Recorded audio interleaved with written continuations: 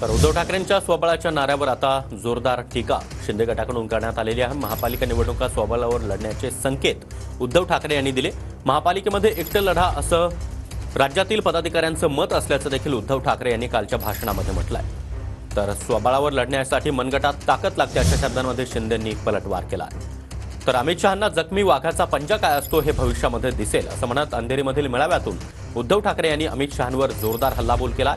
जिथे औरंगजेबाला झुकवलं तिथे अमित शहा किस झाड की पत्ती अशी जोरदार टीका देखील ठाकरेंनी केली आहे।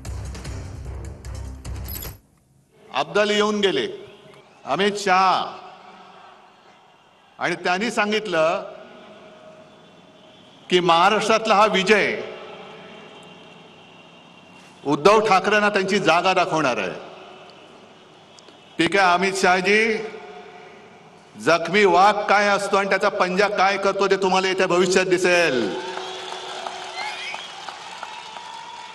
मराठी माणसाच्या नादी लागू नका। जिथे औरंगजेबाला झुकवलं तिकडे अमित शहा काय तीस झाड की पत्ती आहे।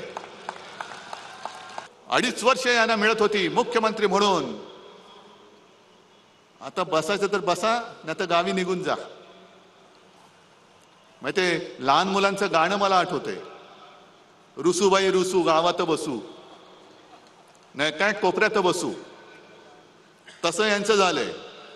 पाहिजे ते मंत्रीपद देत नाही, रुसले गेले गावी।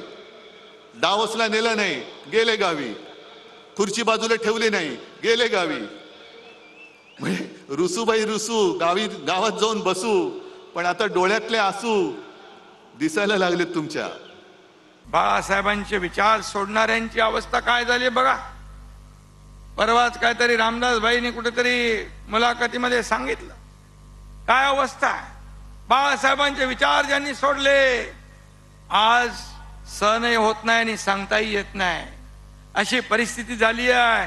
ना घर का ना घाट का अशी अवस्था त्यांची आहे। मला त्याच्यावर जास्त काय बोलायचं